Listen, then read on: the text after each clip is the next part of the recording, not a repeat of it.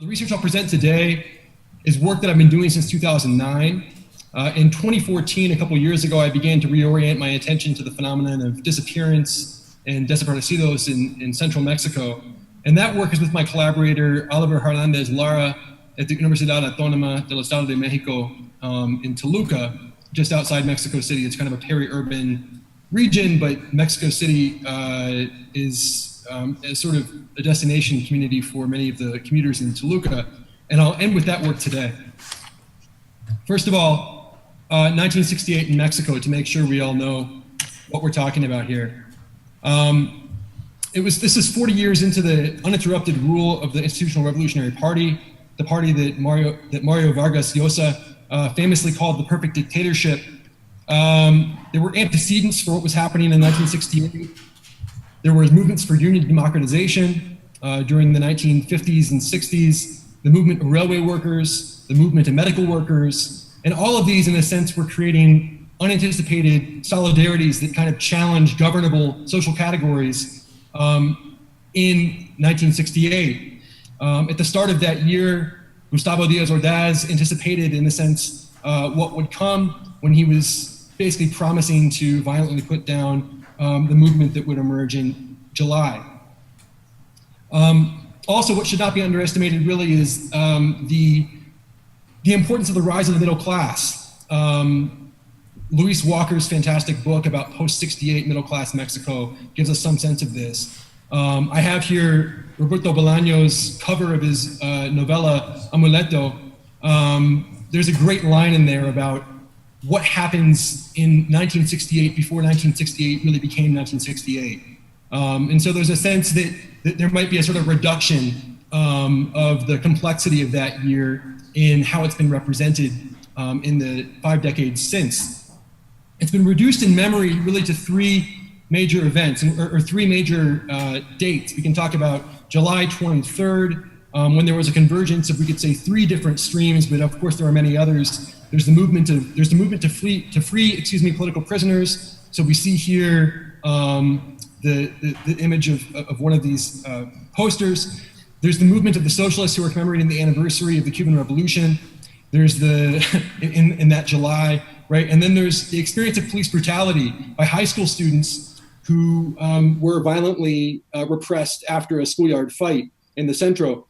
And it was these 3 converging forces really that started what would, over the summer, become a massive movement. September 18th, another key date when the army violated the University autonomy of the UNAM, the Universidad Nacional Autónoma de Mexico, the largest university in the Americas. That's also actually mentioned, and it's the center of attention in Roberto Bolaño's book. And then finally, October 2nd, especially October 2nd, this is really the date around by which 1968 in Mexico is remembered, the date of the massacre, which is treated as an end to the 1968 student movement when agents of the PRI murdered 300 plus people who had converged for a peaceful meeting in Tlatelolco 10 days before the Olympics. It's that date, October 2nd, and that name, Tlatelolco, that Sam Steinberg calls the police's name for the mass movement, which is to say, drawing on Jacques Rantier's vocabulary, it's the name that describes and gives to our senses a particular reality, and therefore, in a sense, gives us the possibility of acting today. So it's this relay between politics and memory that I'm interested in. The memory of 1968 as Tlatelolco and the modes of political engagement that licenses. So the way that 1968 is remembered matters for how young people practice politics today. We just had La Nacha, one of the major spokespeople for 1968 in Mexico, here in Wyoming, actually, and she was visiting, and she said, this is the struggle, that is to say 1968 is the struggle of all young people in Mexico, which is an amazing statement, one that I told her I kind of disagree with, even if that's a bit gutsy for me to say to La Nacha. But this is something that is really meaningful for young people, and in at least 3 ways. So we can talk about it in terms of rhythms of organizing. So the way that October 2nd as a date is one way that the rhythms of organizing are shaped. We can talk about it in terms of categories of identification, the way that young people claim to be students, even if not necessarily enrolled in school, because it provides them access to be able to practice politics in ways that they may not have otherwise. And then finally, the way that 1968 is remembered around this date to promote particular organizing practices of the student movement. So it's the repression of the student movement on October 2nd that says, for example, in 2012 to the organizers and activists of Yo Soy 132, this is what we do. We're brigadistas, right? We go in the trains and we spread our message and all the rest of it.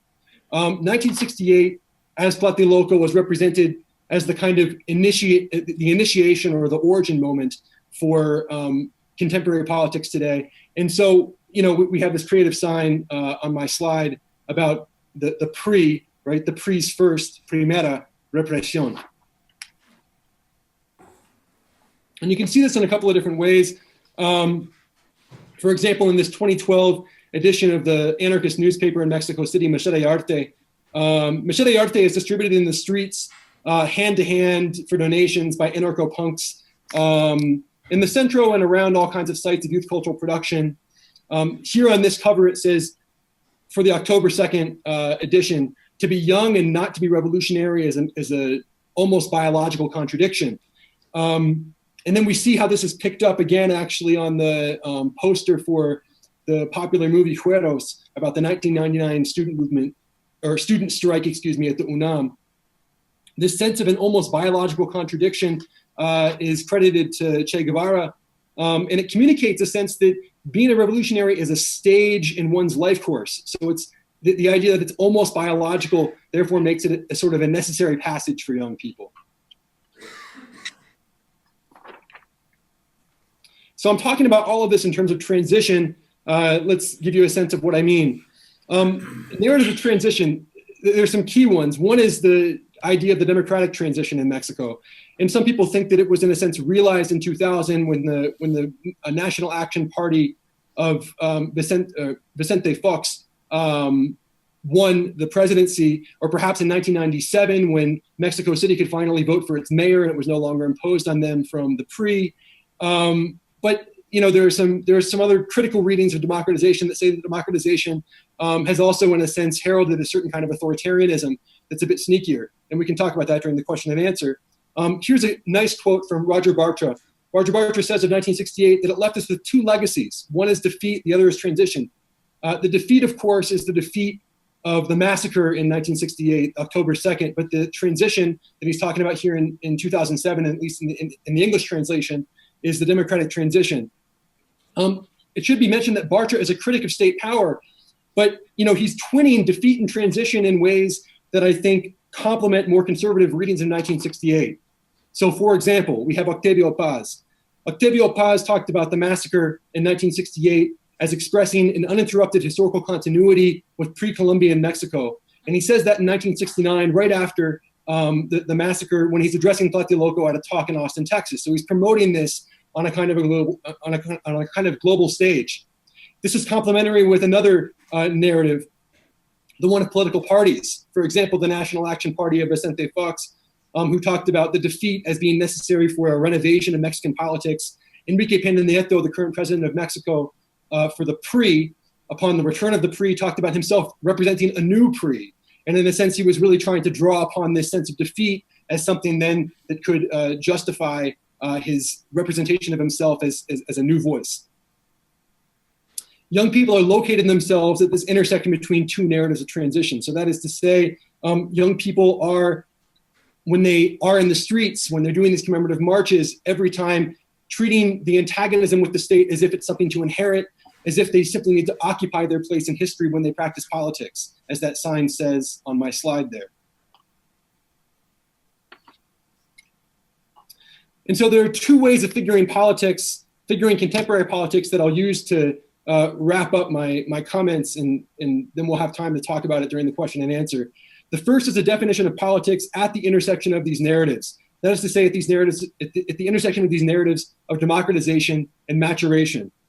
We can see this in the political discourse around the return of the PRI. So, for example, this ESME activist, that is to say, one of the electricistas, one of the union organizers for the electrical union, says the same people who murdered the youth of 68 have now returned to power. And he says this in the Centro during occupations that were going on that summer because the ESME was under pressure. Young people here, again, are positioned as kind of natural antagonists for an order that's yielded by this transition.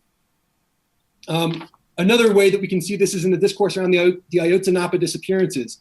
And for those of you who aren't familiar with the case, or maybe only know about it by name, I'll remind you the famous disappearances of the rural student teachers in Guerrero, the students from the same school as the famous guerrillas of the 1970s, notably Lucio Cabañas and Genaro Vasquez. So this is a school that has a lot of history and in a sense was one of the sites of conflict in the so-called Dirty War when the Mexican state was targeting leftists and murdered hundreds. People say of Ayotzinapa in 2014, there's still unresolved case. In a sense, then the Dirty War is continuing. And so this idea of politics at the intersection, this idea of, in a sense, confirming, Octavio Paz's narrative of continuity, this idea of politics at the intersection really suggests uninterruptedness and continuity. But this is deeply problematic. And so what I'm going to end with here is another way of figuring politics that's more adequate, I think, to our moment. When we're talking about 30,000 people who have been disappeared since 2006, when Felipe Calderon initiated his drug war, which is, of course, also our drug war. We need to be very clear about that. And so it's in that context of a need for solidarity that's transnational and translocal that we need to, I think, renovate our categories. So my current work with Oliver that I mentioned earlier is joining with arguments that are being offered by many organizers and scholars that we need to expand our sense of what disappearance is, which is too often constrained by the political model that's maintained in the commemoration of 1968. I think 1968 is worth commemorating, but we need to be very careful about it, in short. We can define disappearance, Oliver and I are arguing, and I think we need to define disappearance as, in this broader sense, being forcibly made absent from economic and political life. This allows for all manner of solidarity formation and geographical linkage, and we can talk about that in the questions as well. Certainly, we can think about the linkages with Black Lives Matter here in the United States. But I'll end with with the example, of feminicidio. Feminicidio, that is to say, the murder of women. Between 2006 and 2014, 17,000 women were murdered. This is probably a conservative estimate because many of these deaths are being treated in a particular way. Many of these are being categorized as muerte pasional, which is to say, as a crime of passion. And that category does so much, right? Because what it does is it says this is something in the couple. It's not something that we need to understand as maybe an expression of homicidal masculinity. Instead, we need to think about this as something that can be treated behind closed doors in private space. And it relieves then authorities of having to deal with it as something that is indicative of a larger problem of disappearance. But organizers across Mexico City and across the urban region are challenging this naturalization. And this is what I want to emphasize as we end. They insist on naming feminicidio as such. And, this has been happening since 1993. Activists have been calling this out in Ciudad Juarez and now in central Mexico. They're refusing categories that question the status of victims as victims. And this is important to note. It's a move that is characteristic of forced disappearance historically, right? So we can look at, for example, the General Jorge Videla in Argentina saying, they are not here because they were not there, basically, right? In short, this is questioning the victim's status as victim or asserting their absence before disappearance.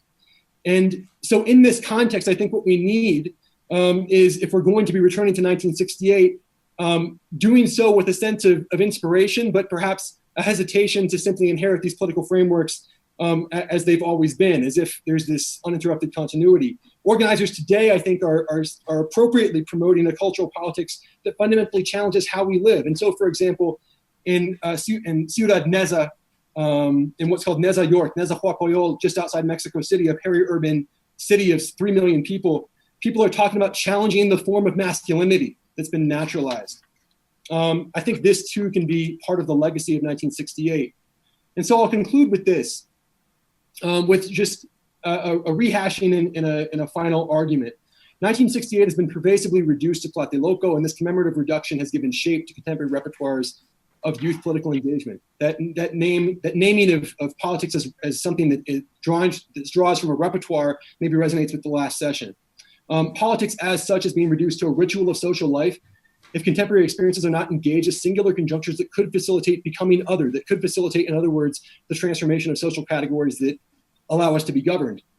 So I think it's politically urgent that we remember, but we remember without overcoding the present. In other words, that we do so without misunderstanding that the contemporary moment of 30,000 disappearances is not the same as the targeting of leftists during the 1970s and 1980s. And that's where I'll end. Thank you very much for having me.